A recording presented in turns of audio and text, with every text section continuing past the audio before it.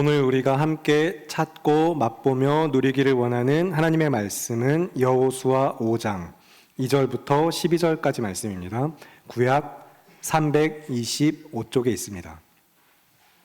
구약 성경 325쪽 여호수아 5장 2절부터 12절까지의 말씀, 저와 여러분 한 절씩 차례대로 교독을 하겠습니다.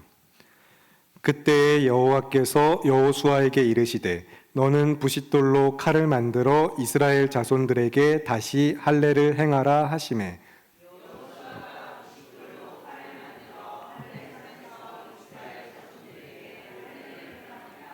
여호수아가 할례를 시행한 까닭은 이것이니 애굽에서 나온 모든 백성 중 남자 곧 모든 군사는 애굽에서 나온 후 광야 길에서 죽었는데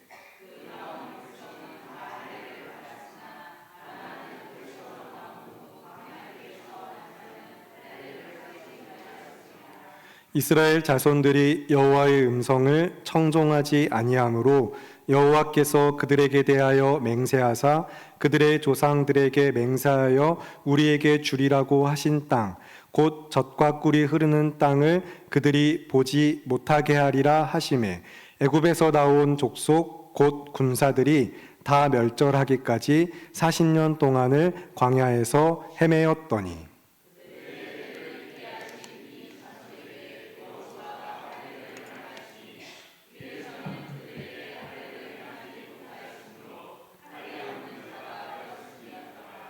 또 그 모든 백성에게 할례 행하기를 마침에 백성이 진중 각 처소에 머물며 낫기를 기다릴 때에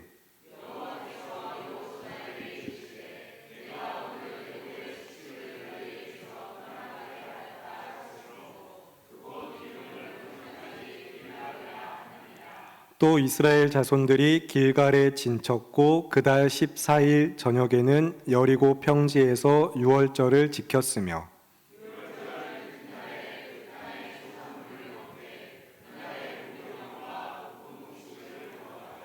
또 그 땅의 소산물을 먹은 다음 날에 만나가 그쳤으니 이스라엘 사람들이 다시는 만나를 얻지 못하였고 그 해에 가나안 땅의 소출을 먹었더라. 아멘. 여호수아 연속 설교 10번째 시간, 내가 오늘 애굽의 수치를 너희에게서 떠나가게 하였다 라는 설교의 제목으로 말씀을 전하겠습니다. 오늘 본문은 하나님께서 자기 백성을 그 수치를 벗겨 멀리 굴려 보내시고 그 택하신 백성을 다시 굳건하게 세우시는 이야기입니다. 그 이야기를 단순하게 요약하면 이스라엘이 할례를 받는 이야기, 그리고 유월절 식사를 하는 이야기입니다. 하지만 그 이야기 안에 담긴 의미는 결코 단순하지 않습니다. 말씀 안으로 더 깊이 들어갈수록 그 의미도 더 풍성하고 깊어지며 우리가 누리는 은혜 또한 충만해집니다. 그 은혜가 어떻게 이야기되고 있는지 말씀의 중심을 함께 확인하시고 내 삶의 중심에 또 그 말씀을 두어서 그 말씀을 온전히 붙드시는 은혜의 시간이 되시기를 바랍니다. 우리가 그렇게 온 힘을 다하여서 말씀을 붙들 때 실제로는 하나님께서 우리를 붙들고 계셨음을 발견하고 그 신실하신 은혜로부터 말씀 위에 믿음으로 굳게 서게 되기를 원합니다. 오늘 본문은 그때에라고 시작을 하고 있어요. 여기서 말하는 그때, 이때는 이스라엘이 요단을 건너기를 마친 때입니다. 그리고 아모리 왕들과 가나안 왕들이 두려워서 정신을 잃은 때이죠. 그 시간과 공간을 지금 우리 앞에 펼쳐 놓아서 설명을 하면 다음과 같은 상황입니다. 이제 요단을 건너서 서쪽, 제가 오늘 아침에 확인을 해봤거든요. 이쪽이 북쪽이고 이쪽이 서쪽이더라고요. 이 서쪽을 바라볼 때, 이스라엘 백성이 약속의 땅을 바라볼 때 지금 이 앞에는 험한 산지가 있고 그 뒤로는 평야, 그 다음에 바다가 이어집니다. 지중해 바다인데 오늘 1절의 표현을 따라서는 해변이라고 이야기가 되고 있습니다. 본문에서 나오는 길갈이라는 도시를 중점으로 하여서 다시 설명하면 요단을 건너와서 길갈에 섰을 때 이 앞에 아모리 족속이 있는 험한 산지가 펼쳐집니다. 그 산 꼭대기에는 예루살렘과 헤브론이 있어요. 그리고 그 험한 산지를 넘어가면 넓은 평야가 나옵니다. 저 멀리 지중해 근처 해변가까지 가면은 그 해변가에는 가나안 족속들이 살고 있습니다. 이곳에는 욥바라는 도시, 요나가 자신의 사명을 피해서 다시스로 도망하는 배를 탔던 장소, 그 욥바가 그곳에 있습니다. 그래서 성경이 아모리 왕들, 가나안 왕들, 혹은 아모리 족속과 가나안 족속의 땅, 그렇게 표현을 할 때는 가나안의 가장 대표적인 두 위치를 이야기하는 것이고 약속의 땅 전체를 아울러 표현하는 것입니다. 가나안 하고 가리키면서 험한 산지와 넓은 평야, 저 끝까지 그렇게 약속의 땅 전체를 표현하고 있는 것입니다. 그래서 성경이 지금 그때에 라고 말하는 이 순간은 마침내 하나님의 백성이 그들을 인도하시는 하나님의 계획과 그 섭리를 따라서 40년 광야 생활을 마치고 약속의 땅에 들어온 바로 그때입니다. 심지어 바로 그때에는 높은 산지와 넓은 평야마저도, 그곳에 사는 이방 족속들마저도 여호와께서 하시는 일 앞에서 두려워 떨며 마음이 높고 정신을 잃은 바로 그때입니다. 그런데 바로 그때에 여호와께서는 여호수아에게 할례라는 아주 뜻밖의 명령을 하십니다. 오늘 본문 2절과 3절의 말씀을 함께 읽겠습니다. 2절과 3절입니다. 시작. 그때 여호와께서 여호수아에게 이르시되 너는 부싯돌로 칼을 만들어 이스라엘 자손들에게 다시 할례를 행하라 하시매 여호수아가 부싯돌로 칼을 만들어 할례산에서 이스라엘 자손들에게 할례를 행하니라. 아멘. 지금 말씀을 잘 보시면 2절과 3절의 말씀은 서로 이어져 있는 이 말씀은 하나님의 명령, 여호와 하나님의 명령과 그 명령하신 문장 그대로 반복되어지고 있는 형태입니다. 이것은 말씀하신 대로 순종했다는 것입니다. 할례라는 아주 뜻밖의 명령이었지만 명령하신 그대로 순종하여 행한 것입니다. 드디어 이제 약속의 땅에 들어와서 그 땅의 왕들은 두려움에 떨고 있는 이때에 그대로 쳐들어가서 정복하게 하는 것이 일반적인 군대의 명령일 것이며 세상이 전쟁을 하는 방식일 것입니다. 하지만 하나님께서 여호와의 군대를 준비하시는 방식은 세상과 구별된 모습이죠. 날카로운 쇠칼을 만들어서 적을 쳐라 말씀하지 않으셨고 부싯돌로 칼을 만들어 너희의 살점을 쳐라 라고 말씀하셨습니다. 매우 충격적인 말씀입니다. 특히나 전쟁을 앞두고서 그 전쟁에 대한 준비라고 하기에는 비합리적이며 미련한 것처럼 보이기까지 합니다. 그렇다면 날카로운 돌칼을 만들어서 그들의 몸에 할례를 행하게 하신 이유가 무엇인지 4절과 5절의 말씀을 함께 읽겠습니다. 시작. 여호수아가 할례를 시행한 까닭은 이것이니 애굽에서 나온 모든 백성 중 남자 곧 모든 군사는 애굽에서 나온 후 광야 길에서 죽었는데 그 나온 백성은 다 할례를 받았으나 다만 애굽에서 나온 후 광야길에서 난 자는 할례를 받지 못하였음이라. 아멘. 친절하게도 성경은 할례를 행한 이유를 곧바로 설명하고 있습니다.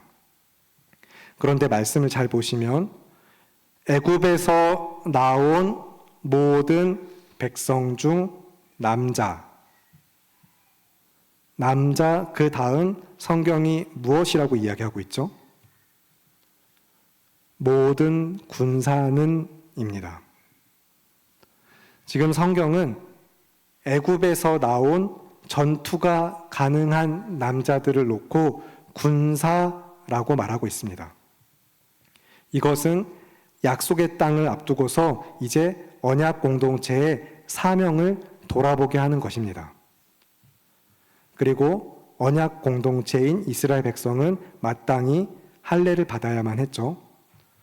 할례가 언약 백성을 나타내는 표징이기 때문입니다. 그래서 이스라엘 모든 남자, 곧 할례를 받은 이들을 가리켜 오늘 말씀은 군사라고 이야기를 합니다. 그런데 이 여호와의 군사들에게 문제가 있죠. 그 모든 군사가 애굽에서 나온 후 광야에서 죽었습니다. 출애굽 1세대 할례를 받은 여호와의 군사들은 광야에서 모두 죽었습니다. 이어서 출애굽 2세대가 광야길에서 태어났지만 이들은 할례를 받지 않았습니다. 그래서 성경은 지금 이 문제를 더 깊이 가지고 들어갑니다. 말씀을 듣는 이들과 함께 왜 이 할례가 중요한가? 지금 바로 그때에 하나님의 백성에게 할례를 행하게 하신 의미가 무엇인가? 말씀이 더 깊이 들어가는 것입니다.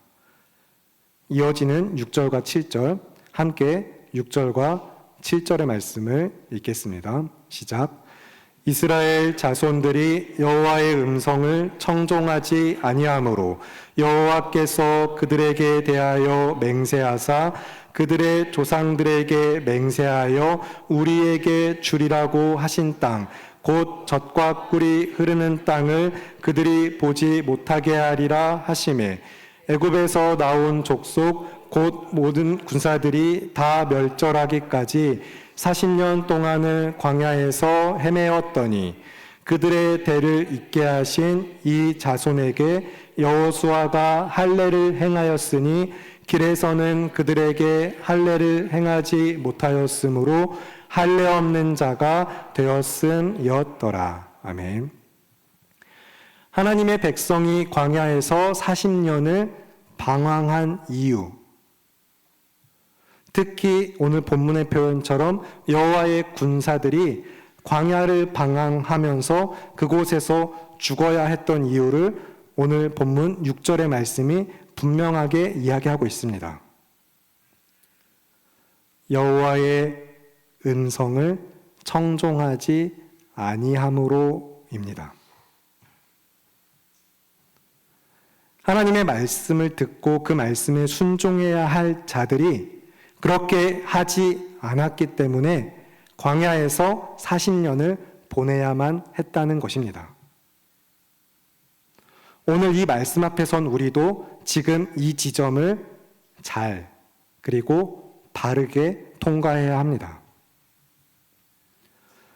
광야 40년을 바라보는 시각을 조금 더 넓히고 달리하면서 오늘 이 할례와 유월절이 갖는 의미를 우리 삶에도 되새기고 지금 우리 삶에서 이 말씀이 어떤 은혜가 되는지를 붙드셔야 해요. 여러분이 지금 이 말씀을 붙드셔야 합니다. 그러면 다시 한번 살펴본 말씀을 되새기면서 소화를 시키겠습니다. 먼저 이스라엘 백성이 마침내 드디어 요단을 건넜어요. 이제 약속의 땅에 들어와서 있는 상황입니다. 그리고 그들의 이 놀라운 행진 소식, 여호와께서 이끄시는 이스라엘이라는 나라와 그 백성들로 인하여서 저 가나안 주민들은 지금 그들의 마음이 녹았고 정신을 잃기까지 했습니다. 그런데 이 결정적인 순간에 바로 그때에 이스라엘 역사의 아주 분명한 이 전환점에서 여호와 하나님은 그 백성들에게 할례를 명령하셨어요. 아무리 생각해도 전쟁을 앞두고 있는 이 상황에서는 사실 할례를 받는다는 것은 매우 치명적인 약점이 될 수 있는 상황입니다. 심각한 위기로까지 이어질 수 있죠. 세상의 기준으로는 그렇습니다. 세상의 기준으로 그렇다는 것은 반대로 하나님의 나라의 기준에 있어서는 어떤 것이죠? 성경은 지금 그래서 그들이 할례를 받지 않은 이 상태, 할례 없는 자가 되었음이라 하는 이 상태가 그들에게 더욱더 치명적인 약점이라고 이야기하는 것입니다. 창세기 17장부터 주어진 할례의 명령은 하나님께서 택하여 부르신 언약 공동체에게 주어진 언약의 표징이기 때문입니다. 언약의 백성, 하나님의 백성이라는 것을 나타내는 표가 할례입니다. 그러면 오늘 본문 7절의 마지막에 할례 없는 자가 되었음이라 하신 이 말씀은 하나님의 백성, 언약 공동체 안에 언약의 징표가 없다라는 것입니다. 하나님의 백성인데 하나님의 백성임을 나타내는 표가 없는 것입니다. 할례를 행하지 못하였기 때문이죠. 치명적인 상황입니다. 그리고 그것이 전부는 아닙니다. 4절부터 7절 이 말씀은 그 안에 더욱더 복잡한 가치를 담아서 그것이 서로 맞부딪히게 하고 그 본질적인 의미가 무엇인지 우리 마음의 중심을 어디에 두어야 하는지 아주 깊이 생각하게 하는 말씀이거든요. 그래서 여러분 4절부터 7절을 정말 충분히 되새김질 하셔야 됩니다. 다시 한번 이야기 드리지만 오늘 본문은 이스라엘 백성의 전환점입니다. 여호수아 말씀이 여호와의 종 모세가 죽은 후에라고 시작한 그 전환점부터 계속 이어져서 요단을 건너고 약속의 땅에 들어선 이 순간까지도 그들은 계속해서 중요한 전환점을 지나고 있는 것입니다. 그런데 바로 그때에 여호와께서는 이스라엘 자손들에게 할례를 명령하셨어요. 그들이 광야를 지나며 할례 없는 자가 되어 언약의 표징을 갖지 못했기 때문입니다. 그래서 여호와의 군대, 하나님의 백성, 언약의 공동체인 이스라엘은 여호와의 명령대로 적진에 들어간 바로 그때에 할례를 행하였고 그것은 언약 백성으로서 표징을 회복한 것입니다. 그런데 여기서 말씀이 출애굽 1세대와 출애굽 2세대를 비교하면서 이 할례를 받았냐 받지 않았냐 이것보다 더 중요하게 강조하는 것이 있거든요. 순종입니다. 출애굽 1세대와 출애굽 2세대, 출애굽 1세대와 출애굽 2세대를 광야라는 장소의 기초에서 설명을 드려볼게요. 이 광야에서 출애굽 1세대는 할례를 받은 상태입니다. 출애굽 2세대는 할례를 받지 못했어요. 그런데 광야라는 이 장소에 들어간 이유가 무엇이죠? 할례 받은 출애굽 1세대가 불순종하였기 때문입니다. 하나님의 약속을 거절하고 반역했습니다. 민수기 13장과 14장의 말씀에 나오죠. 가나안 땅을 정탐하고 돌아온 12명의 정탐꾼들의 보고를 듣고 이스라엘 백성들이 보였던 반응입니다. 그래서 오늘 본문의 6절에서 말씀이 그 사건을 되새기고 있어요. 여호와께서 그 일에 진노하여서 그들에게 진노하심으로 내가 너희에게 주리라고 한 땅, 약속한 그 땅, 젖과 꿀이 흐르는 그 땅을 너희는 보지 못할 것이다 라고 맹세하셨습니다. 그래서 출애굽 1세대 애굽에서 나온 모든 백성 중 남자 할례를 받은 여호와의 군사는 광야길에서 죽게 되었습니다. 물론 남자만 죽은 것은 아닙니다. 하지만 지금 이렇게 이야기하는 본문의 초점은 군사라고 표현하는 것과 함께 이제 약속의 땅에 들어와서 그 땅을 하나님의 뜻대로 정복하기 위하여서 전쟁을 해야 하는 이 언약 공동체의 역할과 사명을 이야기하는 것입니다. 여기에 초점이 있어요. 그래서 오늘 본문의 말씀에 비추어 오늘 본문의 표현대로 다시 이야기하면 드디어 약속의 땅 가나안에 들어와서 그 험한 산지와 평야에 있는 자들이 저 바다까지 다들 정신을 잃고 두려워 떨고 있는 그때에 아직까지 여호와의 군대가 완전히 바르게 준비되지 않았다는 것입니다. 출애굽한 여호와의 군사들이 먼저는 광야길에서 모두 죽었기 때문입니다. 그런데 그들에게 왜 그런 일이 벌어진 것이죠? 이스라엘 자손이 여호와의 음성을 청종하지 아니하였기 때문입니다. 하나님의 말씀을 듣지 않았습니다. 그러나 그럼에도 불구하고 언약에 신실하시고 전쟁에 능하신 여호와 하나님께서는 그들의 대를 잇게 하신 자손들 출애굽 2세대를 일으키셨고 그들에게 할례까지 명령하심으로 하나님의 백성 그 언약의 공동체를 다시 회복시키셨습니다. 그래서 다시 할례를 행하라라고 말씀하셨죠. 사명을 감당할 공동체로서 그 정체성을 회복시키며 여호와의 군대를 준비하신 것입니다. 그래서 오늘 이 5장의 말씀은 아주 중요한 전환점인데 이스라엘 백성 언약 공동체의 정체성에 있어서 아주 중요한 전환점입니다. 거룩하신 하나님의 뜻대로 그 땅에서 하나님의 통치를 따르며 나타내야 하는 여호와의 군사로서 언약적 정체성을 다시 새롭게 하신 것입니다. 여호와의 말씀에 순종하는 언약의 공동체가 진정한 하나님의 백성임을 나타내 보이시며 이들이야말로 여호와의 군사라는 것입니다. 물론 우리는 계속해서 성경을 보면서 여전히 실수와 실패투성인 모습들도 보게 되겠지만 결국에 지금 성경은 할례라는 이 언약의 표징이 어떤 인생들에게 더 어울리는가, 그래서 그 삶의 정체성을 어디에 두고 무엇을 붙들어야 하는가, 그것을 보게 하고 있습니다.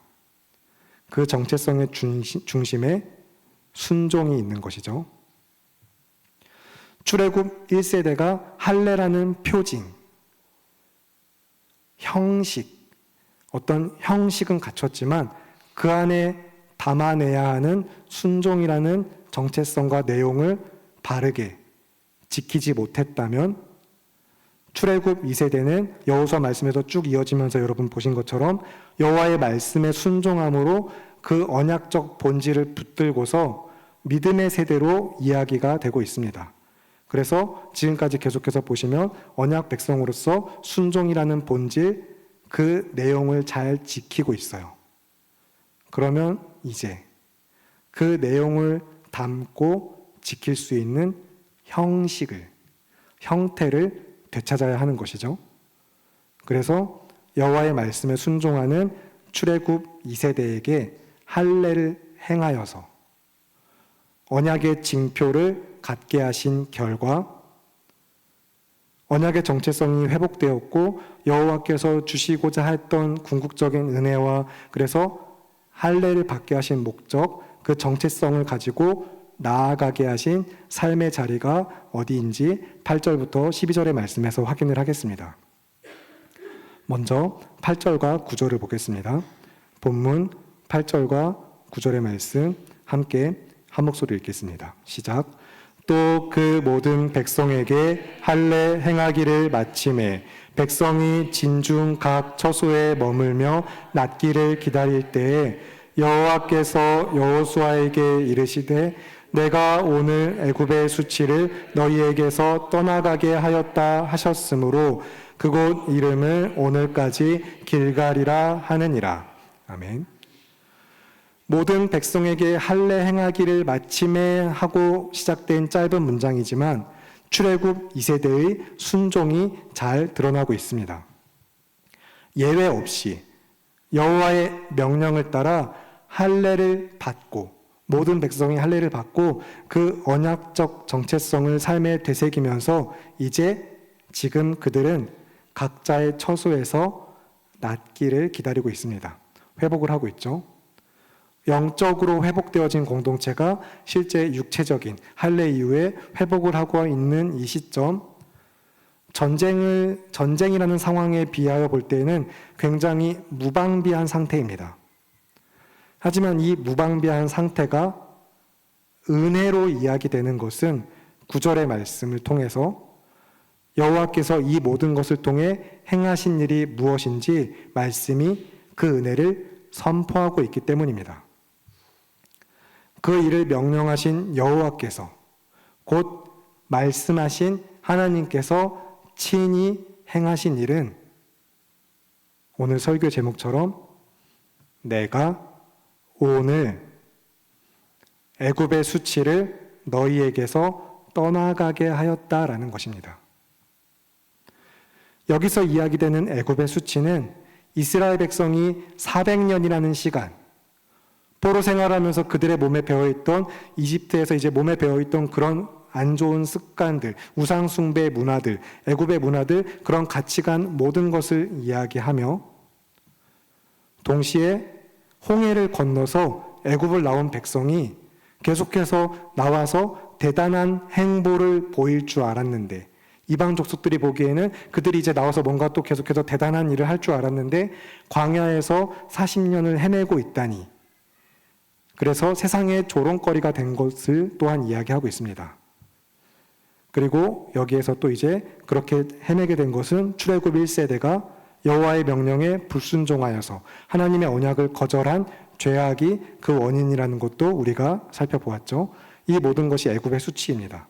그리고 또 한 가지, 하나님의 백성이라고 이야기하는데 그 언약의 표징을 갖지 못했던, 그래서 할례 없는 자가 되었던 것까지 이 모든 수치를 벗겨내시고 멀리 굴려 치워버리신 것입니다. 지난날의 모든 상처와 과거의 실패들, 죄로 얼룩진 수치들을 굴려보내신 것입니다. 누가 그 일을 행하셨죠? 여호와 하나님께서 하셨습니다. 내가 오늘이라고 말씀하셨습니다. 이것은 할례라는 행위 때문이 아니라 여호와의 말씀대로 순종한 그 백성들을 위하여 언약에 신실하신 여호와 하나님께서 한량없이 베풀어 주시는 은혜와 사랑입니다. 그래서 그곳의 지명을 오늘까지 길갈이라고 이야기합니다. 벗다, 구르다라는 의미를 가지고 있는 히브리어 동사 갈랄이라는 동사가 있거든요. 그 갈랄과 비슷한 형태의 언어 유희입니다. 그래서 이제 벗겨내다, 굴려내다 이런 의미를 가지고 있어요. 그리고 이제 이어서 10절부터 12절의 말씀.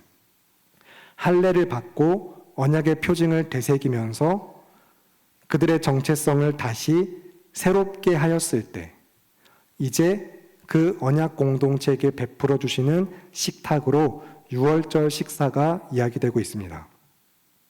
본문 10절부터 12절의 말씀 함께 한 목소리 읽겠습니다. 시작. 또 이스라엘 자손들이 길갈에 진쳤고 그달 14일 저녁에는 여리고 평지에서 유월절을 지켰으며 유월절 이튿날에 그 땅의 소산물을 먹되 그날에 무교병과 볶은 곡식을 먹었더라. 또 그 땅의 소산물을 먹은 다음 날에 만나가 그쳤으니 이스라엘 사람들이 다시는 만나를 얻지 못하였고 그 해에 가나안 땅에 소출을 먹었더라. 아멘. 여러분 모두 오늘 본문 바로 앞에 여호수아 4장 19절 말씀을 통하여서 첫째 달 10일이 유월절 어린 양을 준비하는 때라고 들으셨습니다. 그리고 이어지는 그달 14일 저녁, 첫째 달 이제 아비벌 혹은 니산월이라고 이야기되는 한 해의 첫 달 그 14일 저녁은 유월절의 시작입니다. 그래서 할례를 행하는 것과 이어지는 유월절 식사는 굉장히 자연스럽고 성경적으로도 분명한 근거를 갖추고 있는 말씀입니다. 출애굽기 12장 43절부터 51절 말씀을 보겠습니다. 출애굽기 12장 43절부터 51절입니다. 구약 101쪽입니다.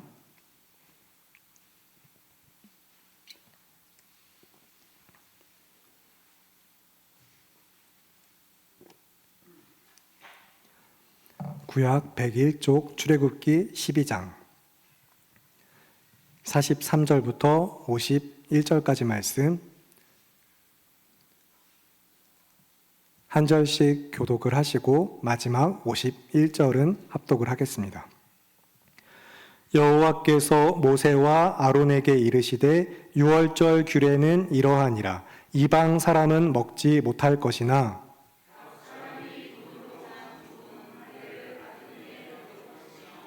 거류인과 타국 품꾼은 먹지 못하리라.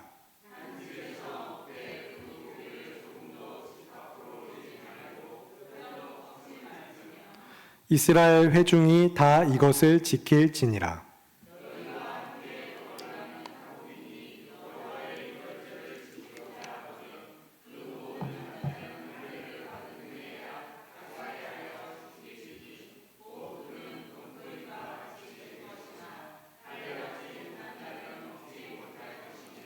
본토인에게나 너희 중에 거류하는 이방인에게 이 법이 동일하니라 하셨으므로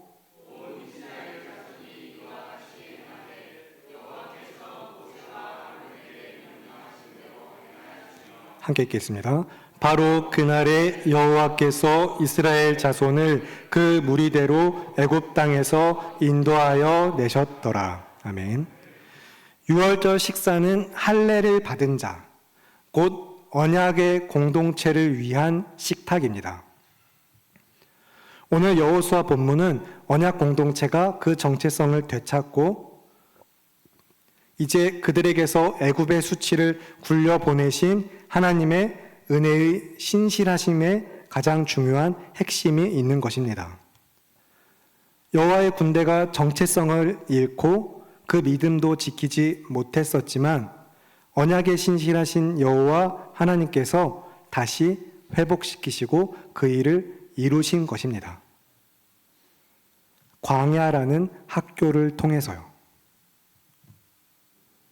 그래서 출애굽의 시점부터 언약의 땅에 발을 디딘 이 시점까지 서로 아주 절묘하게 대칭을 이루고 있습니다.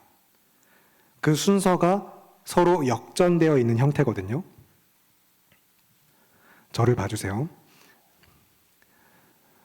출애굽하는 그 시점 유월절 식사가 있습니다.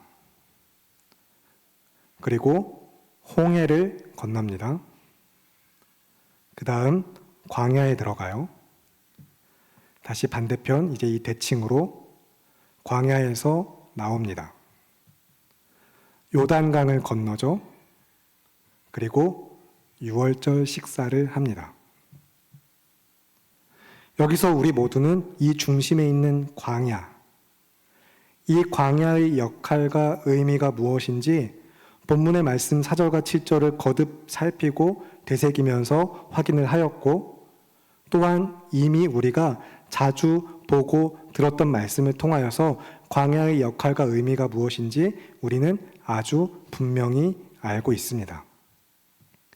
신명기 8장 2절부터 3절의 말씀이 오늘 본문 12절과도 연결하여서 긴밀한 연결성을 갖고 이야기를 하고 있거든요. 여러분 모두 다 구약 274쪽, 구약 성경 274쪽 신명기 8장 2절부터 3절의 말씀을 찾아서 함께 확인하겠습니다. 신명기 8장 2절과 3절입니다. 구약 274쪽입니다.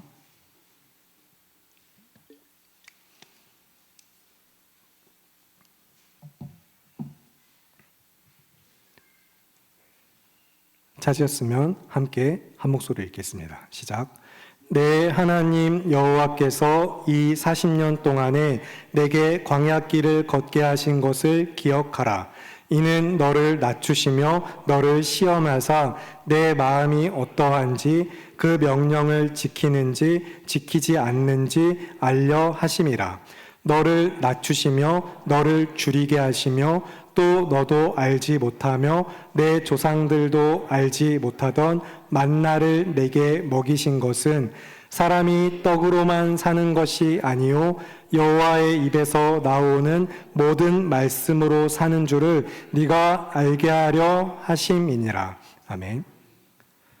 광야를 걷게 하시고 그 광야에서 만나를 먹이신 이유는 여호와의 명령을 지키는지 지키지 않는지 하나님께서 알려 하심이며, 그래서 사람이 떡으로만 사는 것이 아니라 여호와 입에서 나오는 모든 말씀으로 사는 줄을 알게 하려 하심입니다. 아멘. 그렇다면 우리가 지금 이 광야에서 나온 이스라엘 백성 이야기, 마침내 약속의 땅에 들어와서 할례를 받고 유월절 식사를 하면서 하나님의 백성으로서 언약 공동체의 정체성을 되찾아 지키고 오직 하나님의 은혜로만 살아가는 이스라엘을 보면서 깨닫고 알아야 하며 붙들 것이 무엇일까요? 우리의 정체성입니다. 나의 정체성, 그리고 그 성도된 정체성을 가지고 나는 무엇으로 사는가입니다. 우리 모두는 하나님의 언약 공동체의 한 일원으로서 하나님의 은혜로 사는 삶입니다.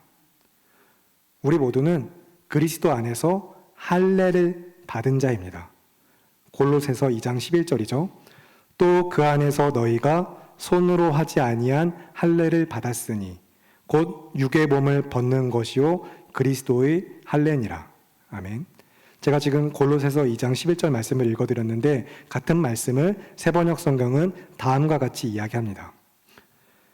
그분 안에서 여러분도 손으로 행하지 않은 할례, 곧 육신의 몸을 벗어버리는 그리스도의 할례를 받았습니다.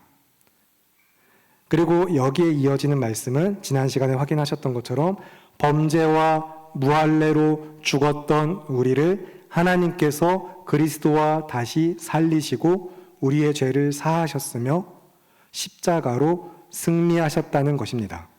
할렐루야. 우리 모두는 그리스도의 할례를 받은 하나님의 백성, 그 언약 아래 살아가는 그 은혜 아래 있는 믿음의 공동체입니다. 이 언약의 공동체에게 그래서 하나님의 말씀이 권면하시는 바 고린도전서 5장 7절과 8절의 말씀은 우리를 위하여서 희생하신 유월절의 어린 양 예수 그리스도를 전하고 있거든요. 우리 모두가 그 명절 유월절을 지키되 오직 순전함과 진실함의 떡으로 하자라고 말씀이 권면하고 있습니다. 예수 그리스도라는 참된 생명의 떡을 받아 먹은 자들이 우리를 위하여서 이 땅에 오신 그리스도 안에서 누룩이 없는 삶을 살아가라고 이야기하며 성결하고 거룩한 삶을 힘쓰라고 전하고 있어요. 그리고 요한복음 6장 49절 말씀에서도 예수님께서 유대인들에게 말씀하시죠.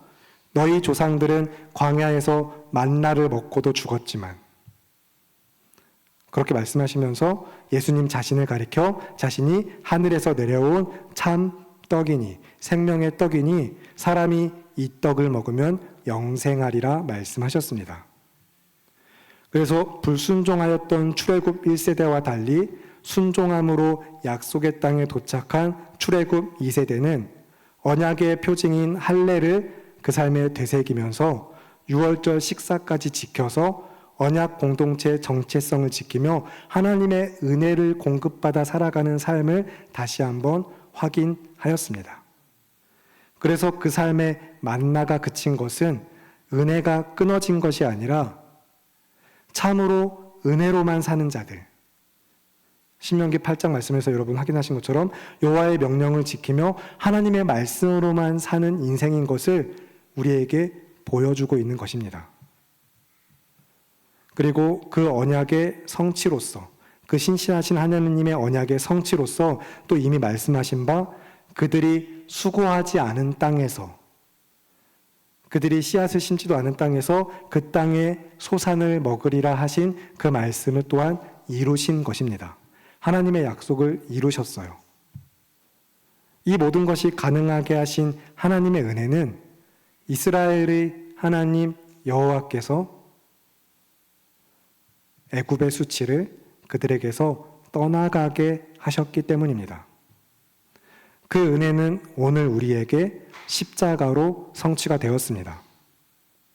우리 주 하나님께서 친히 오늘 우리의 삶에서 지난날의 모든 수치를 씻어주시고 십자가, 그 보혈의 공로를 힘입어서 새롭게 하신 줄을 믿습니다. 그 믿음의 정체성을 되새기게 하시는 또 오늘 본문과 연결하여서 우리가 살펴볼 말씀 신약 247쪽, 신약 성경 247쪽 로마서 6장 11절의 말씀을 찾아서 함께 읽겠습니다.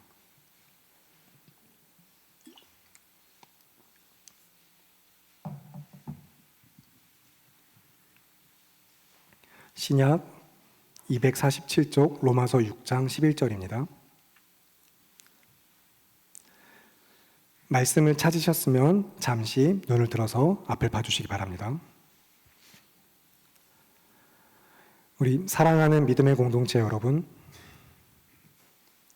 오늘 내 삶에서 애굽의 수치, 부끄럽고 연약한 우리의 지난 날들, 그 죄와 사망을 치워버리시고 깨끗하게 씻어주신 그리스도 안에서 오늘 본문 출애굽 2세대와 같이 예수 그리스도로 말미암아 할례를 받은 우리는 유월절 어린 양 되시는 예수 그리스도를 먹고 마시며 그와 연합하여서 믿음으로 연합된 공동체입니다. 그 공동체에게 성경은 지금 다음과 같이 이야기하고 있습니다. 로마서 6장 11절 함께 읽겠습니다. 시작. 이와 같이 너희도 너희 자신을 죄에 대하여는 죽은 자요 그리스도 예수 안에서 하나님께 대하여는 살아있는 자로 여길지어다. 아멘. 내가 오늘 애굽의 수치를 너희에게서 굴려보냈다 선언하신 하나님은 예수 그리스도를 통하여 우리의 모든 수치와 죄를 영원히 치워버리셨습니다. 그런데 어찌 하나님의 자녀가 의의 종이 된 자들이 다시 죄의 종이 되겠습니까? 할례자가 어찌 무할례자가 되며 요단을 건너온 자가 다시 요단을 건너서 광야에 들어가고 홍해를 건너서 다시 애굽에 들어갈 수가 있겠습니까? 그럴 수 없습니다. 그 길은 우리가 갈 길이 아닙니다. 우리 모두는 죄에 대하여 죽고 하나님께 대하여 살아있는 성도입니다. 이 믿음의 정체성과 그 은혜를 마음에 붙드시면서 여러분 말씀을 되새기시고 함께 찬양하신 후에 기도하도록 하겠습니다. 찬양팀 준비해 주시기 바랍니다.